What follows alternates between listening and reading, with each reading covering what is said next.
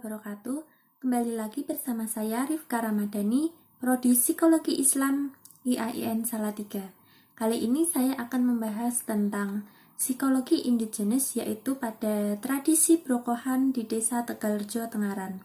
Nah, psikologi indigenes sendiri ini merupakan sebuah pandangan psikologi, yaitu atau kajian ilmiah tentang perilaku manusia, di mana perilaku tersebut masih ada hubungannya dengan kebudayaan yang ada di sekitar.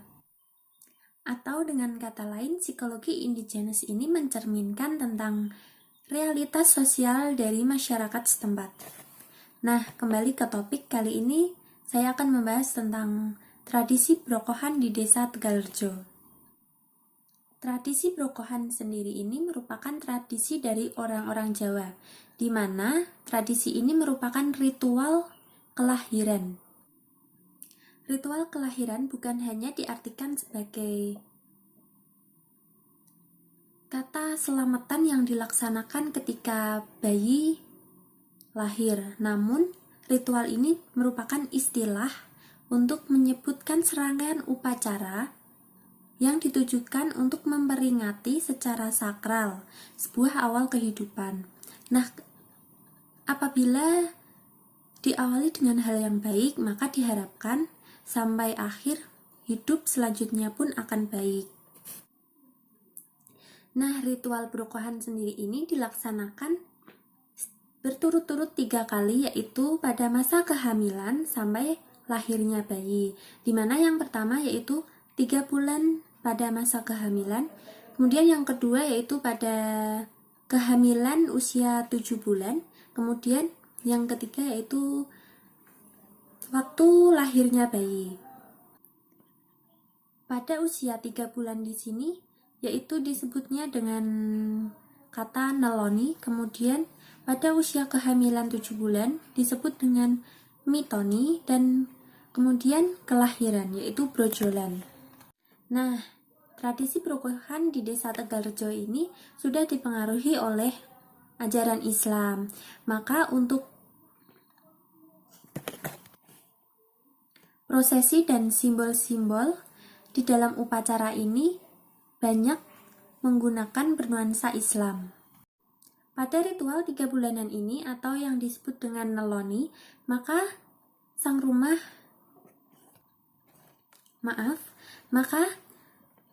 orang yang hamil itu akan mengundang orang-orang tetangga untuk membacakan Al-Fatihah bagi bayi. Kemudian akan disuguhi dengan makanan-makanan untuk para tamu sebagai wujud sedekah. Nasi tersebut disajikan yang dibungkus dengan daun tanpa lauk. Kemudian ada juga nasi yang dibungkus dengan lauk yang dicampur sama sayur, kemudian atau yang disebut dengan kulub. Nah, kulub ini diambil dari bahasa Arab yang artinya hati, atau biasa disebut dengan nasi kuning, tumpeng nasi kuning. Namun ada beberapa masyarakat yang tidak menggunakan upacara tersebut, namun diganti dengan syukuran yang diberikan kepada tetangga-tetangga, namun tidak menghadirkan tetangga datang ke rumah. Selanjutnya yaitu upacara 7 bulanan atau yang disebut dengan mitoni. Nah, di sini upacara di sini, maka ibu hamil akan melakukan ritual siraman. Nah, di mana siraman ini dengan memecahkan buah kelapa, yang dimaksud dengan kemudian membacakan dengan doa-doa dan surat Yusuf untuk janin laki-laki atau surat Maryam untuk janin perempuan.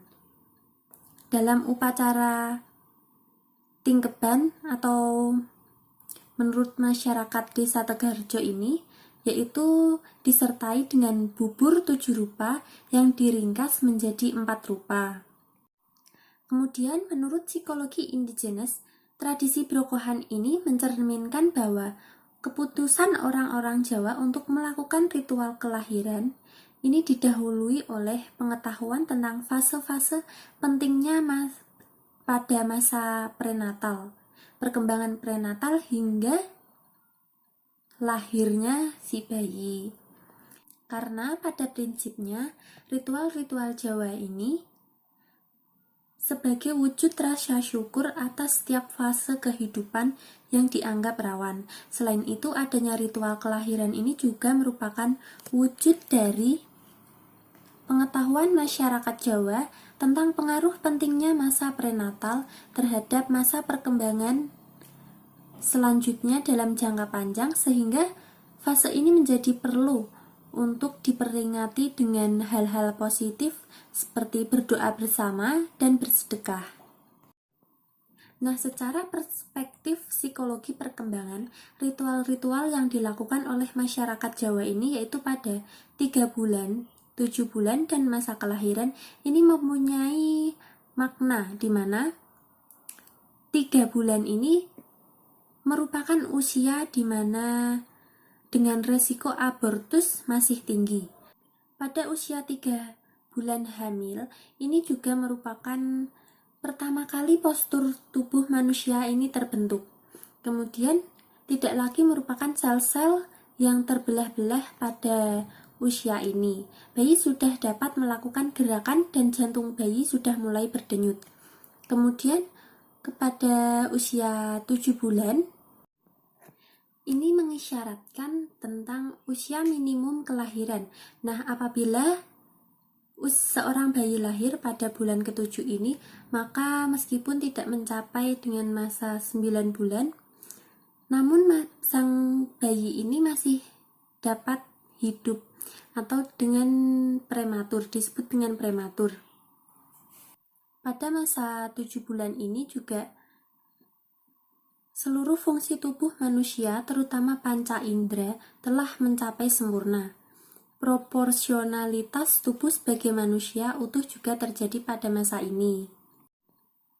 Kemudian pada usia 7 bulan ini, proses selanjutnya yaitu memecah buah kelapa, di mana memecah buah kelapa ini mengandung arti bahwa proses kelahiran yang secara ilmiah ditandai dengan pecahnya ketuban. Tidak hanya memecahkan buah kelapa, namun juga memutuskan benang seperti halnya memutus ari-ari dan segala saluran antara bayi dan tubuh sang ibu. Dengan selesainya ritual ini, maka juga sama dengan akhir masa prenatal. Kemudian setelah bayi lahir, maka diadakan upacara lagi yang disebut dengan upacara brojolan. Pelaksanaan pada masa brojolan ini hanya sekedar menyajikan makanan bagi para tetangga sebagai wujud rasa syukur telah bisa melewati fase prenatal, kemudian akan melanjutkan pada fase pasnatal atau pada masa bayi. Sesuai dengan teori, fase ini juga merupakan periode vital yang sangat berpengaruh bagi masa perkembangan manusia dalam jangka yang panjang. Dengan demikian, ritual kejawen ini yang disebut dengan budaya Brokohan juga memiliki sisi ilmiah, di mana hal ini mungkin telah disadari oleh para leluhur-leluhur Jawa, masyarakat Jawa, tentang pentingnya masa prenatal. Dengan kata lain, produk masyarakat Jawa ini dapat dilihat sebagai kejeniusan lokal, di mana munculnya lebih dini daripada masa periode sains modern. Karena apa? Karena budaya Jawa ini yang bermuatan ilmu pengetahuan tentang psikologi perkembangan telah ada sejak 10 abad yang lalu, mendahului ilmu psikologi perkembangan modern yang muncul sejak 2 abad terakhir. Selain dari budaya Brokohan yang ada di Jawa ini, masih banyak budaya-budaya yang ada di Indonesia yang masih perlu digali sebagai kekayaan ilmu pengetahuan. Kemudian, Saya Rifka Ramadhani pamit undur diri. Apabila ada kesalahan kata atau perkataan yang menyinggung, saya mohon maaf.